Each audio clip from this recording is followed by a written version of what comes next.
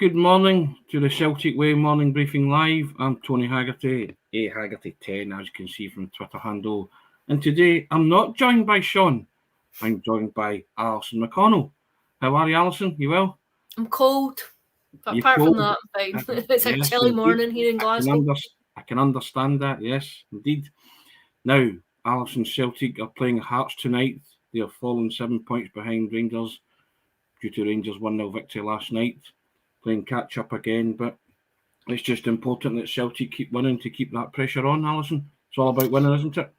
Absolutely. I think we spoke about it at the start of the week. I think every game now comes under that bracket of must win. Celtic don't have any cushion at all, and there's no safety net there. I think they know that they can't really afford further distance to be created in the table. I think the fact that Rangers play earlier, they played earlier at the weekend and then played earlier obviously this week by their game at Easter Road last night, I think it puts a wee bit extra pressure on Celtic. I think it was always going to be a game that they had to win, but I think now, when there's a 7 point gap, that it just brings into sharp focus again the fact that you just cannot afford to let anything slip.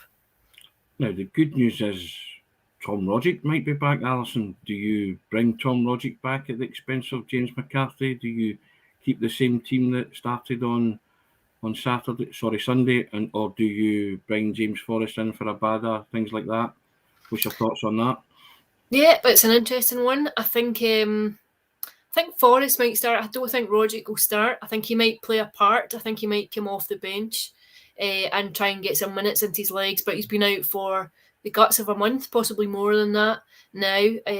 I'm not sure that he will start. I may be wrong. He maybe come on and get 60 minutes or so, but I would anticipate it would be the opposite, that he would maybe come off the bench. And I think what it does do is give Celtic an option to bring someone on who's capable of changing things, who's capable of opening up a defence, should it prove to be quite a sticky game tonight. I think we know where Hearts have been this season. I think they've been very difficult at times. Obviously, they beat Celtic in the opening night of the season through at Tynecastle. I think they're a team full of confidence. They'll feel as though they've got nothing to lose tonight at Celtic Park. I think they might be interesting to see how they set up if they come and look to have a go. I think it plays into Celtic's hands a wee bit because they can exploit the space.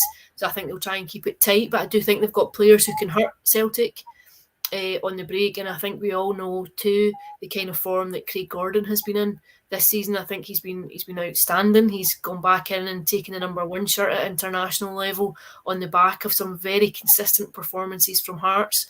And I think it'll be a tough game for Celtic tonight. I don't think it's a given at all. I think they'll have to work for it. Now, Ange spoke about a plethora of things yesterday, Alison.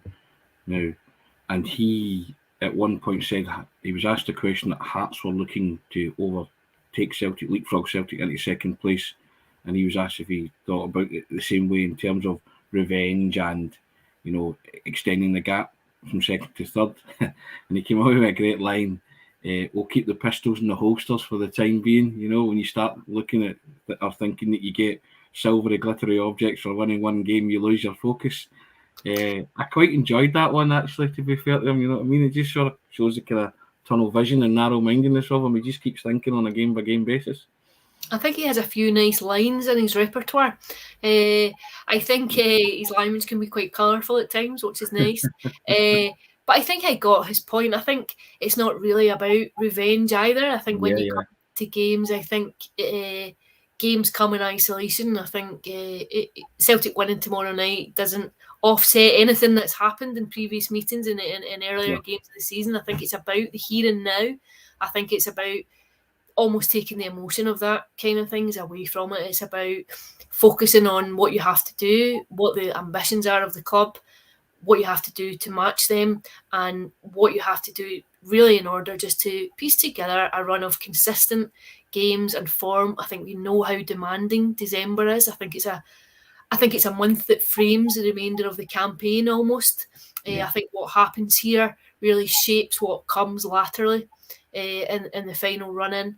I think it's a huge month for Celtic. They could go on and claim the first silverware of the season, which could be the catalyst just to inject more confidence and some belief into the team, given what had happened in the last campaign. But I think essentially it's about league form and just winning, taking it game by game. And I think performances at the minute come secondary to what kind of results you're getting. Yes, I totally agree with that. He also made a point about Christopher Julian yesterday, and he was a wee bit cut. He was asked about any kind of time frame, and he said, no, nothing new on that, nothing new to report. And he said, when I have something, I'll give you it. And Michael Quinn comes in here and he says, have a bad feeling about Julian, judging by Angie's sharp response yesterday. Did you read much into that, or is that just a case of nothing? Yeah, it's nothing funny to report? actually. I at the beginning of the week when I had a piece to write, I was wondering about Julian because it's one of those stories that's been kicked down the road really since about the start of October. I think the expectation was that he would be long back by now. I think at one point it was the timescale was late September, early October, and it seems to have just gone back all the time. I think it was about 6-7 weeks ago when he was back on the grass and out doing some work, and then it seems to have gone very quiet. I did think the response was quite clipped. I don't know if he's just sick of being asked about it, but it does seem like a hell of a long time that he's been out. That's almost now 12 calendar months. And he was obviously out before that. He'd just come back when he had been out. I think it's a pity for Celtic because I think he's probably the best defender in the league. I think he is the strongest centre half that Celtic have available when fit, obviously, and up to speed. I think he would come in and offer something to the defence. But clearly, there's no point in putting him in if he's not ready. But I do wonder if just there's been some kind of setback along the way. Now, Alison, are you writing off 10 million man Cameron Carter Vickers? Not writing off anyone. There's that evaluation was I had a chuckle at that yesterday. To be fair, yeah, but Julian is worrying because on December the 30th it will be, as you say, 12 full calendar months since he's kicked the ball in anger at Celtic, and you know I was trying not to read too much into it, but the more it goes on, and you say the more the can gets kicked down the road, you do start to worry, don't you, about any kind of definitive for Julian coming back? Yeah, I think it just seems. I think because the anticipation was that he would be back. I think I can't think specifically of the conversation, but I'm sure there was a reference to it around the early weeks of the campaign, and I'd be fairly certain there was a late September, October tentative return put on there in terms of coming back into the squad and getting back to fitness. I think it'll be disappointing for the manager. I think he's never really had a full quota of players available to him since he came in. I think it has eased significantly. I know in the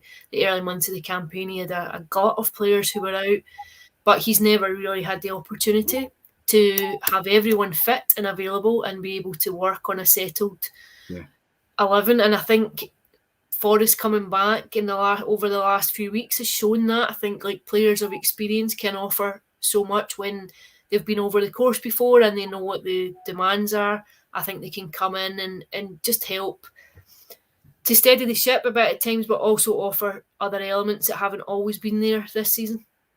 Now, take a few comments, Alice here. Frank Brennan says, if you're cold, Alison, just think how the likes of Jota and Kyogo enjoying a typical Glasgow December day.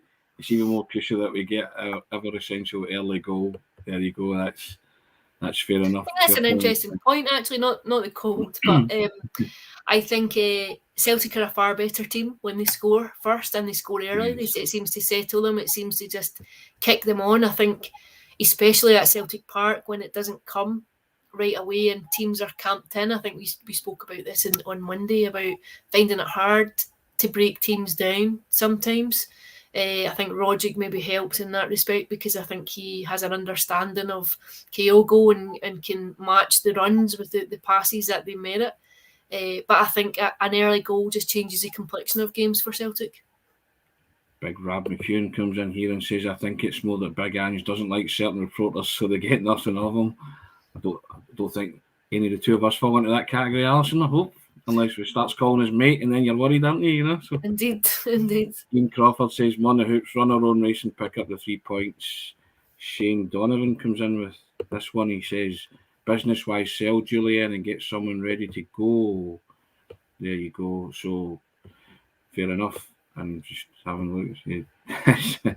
Simple kind of man comes in and says, do they not have winter in Japan? I quite like that. And Rab McKeown comes back in. Looking forward to seeing the bench tonight. Hopefully Big Tam is back. Yeah, I mean, Ange did say that Tom Rogic was fit, So whether or not he thinks he's fit to last 90 minutes or 60 minutes or come on as an impact sub, we'll wait and see. So see how it goes.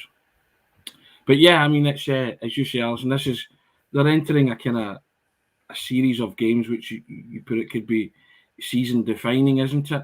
And if you win I spoke to Mark Reaper last week, and he said that League Cup win all those years ago under Janssen gave that Celtic team the particular confidence to go on and win the title. And he's saying there's similarities there, and he's hoping history repeats itself. So you can kind of see where he's going with that, can't you, a wee bit? Because that was a brand new team that Vim had assembled, and guys came in along the way. Yeah, I think slightly different circumstances. That would have been a November Cup final, if I'm correct. I'm thinking it was at Ibrox too. 3-0 win over Dundee United. But I think that team hadn't been used to winning at all. I think it had been a long time for Celtic since they had been consistently winning. I think whereas the difference now is that last season was the aberration when Celtic didn't win anything at all for a team who had been so used to picking up silverware. I mean, what you've seen won't ever likely be repeated in terms of the sheer dominance of the domestic landscape there with a quadruple treble. So I think it's slightly different and that the mentality is there at the club. There is a winning mentality that exists despite the fact that a lot of new players have come into the fray this season. There remains a spine of players who know what that is and what it means and what it takes to do it. And I think it's possibly just about restoring a bit of belief, and I think the cup win would certainly go a long way to doing that. I would be wary of writing off anyone prior to it, but I do think the be all and end all this season for Celtic is the league.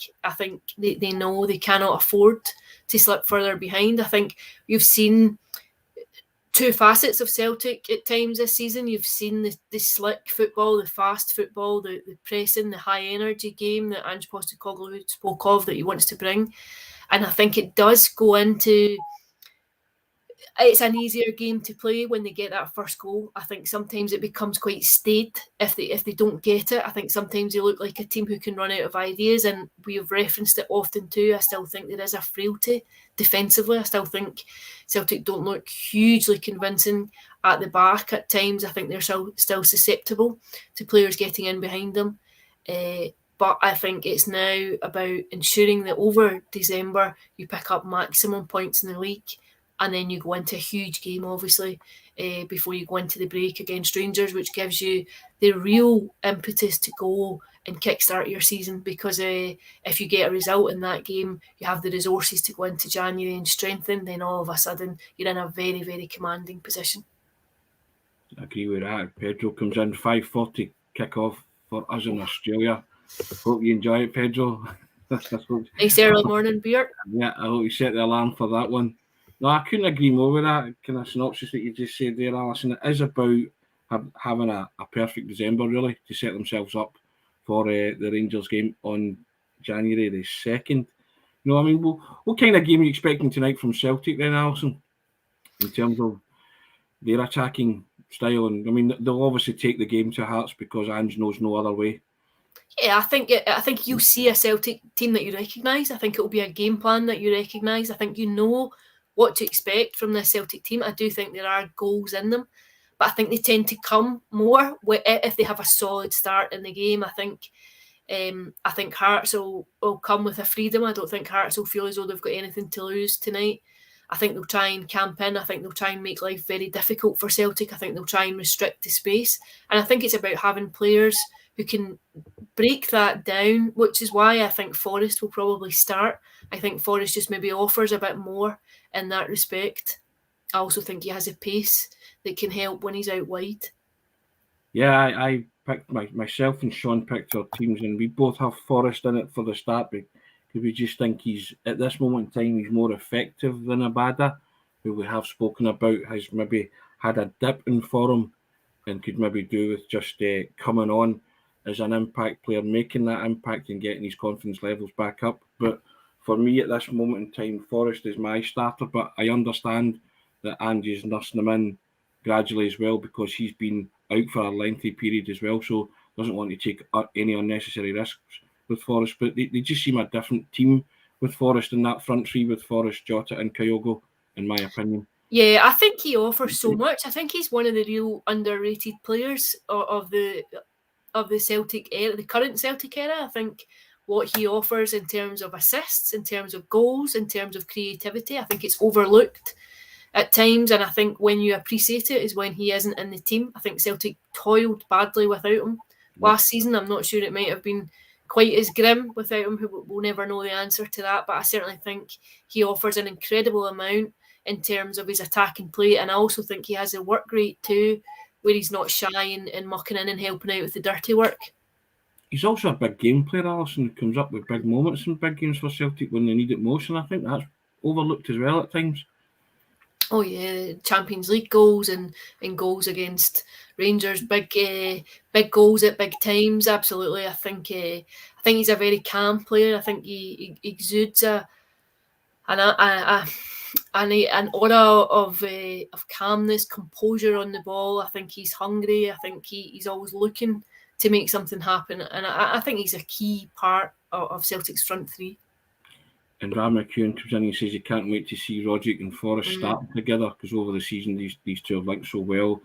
I think that's a fair point as well, that the two of them are, you talk about that calmness. There's also that experience there, Alison, to handle these kind of big pressure games. And tonight is a pressure game for Celtic. There's no two ways about it. I think they all are. I think when you don't have that cushion and you're the team that's chasing, I think every game carries a particular weight with it, because you know that the consequences of failure can be so vast. I think you don't have any assurance there in terms of someone eating into your lead, but rather the fact that you can be in danger of falling further behind. I think it's the last thing Celtic would want. I think it's, as we've said, I think it's about handling that, coping with that kind of pressure, because it's a different kind of pressure than when you're leading the pack.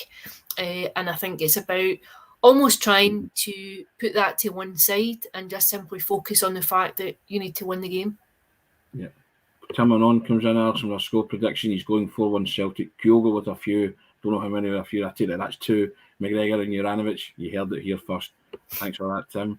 Frank Brennan comes in and says our visitors will be playing it tight for certainly the first half hour or so, because they know when we don't get an early goal, we only revert to crab ball and the crowd start to feel nervous.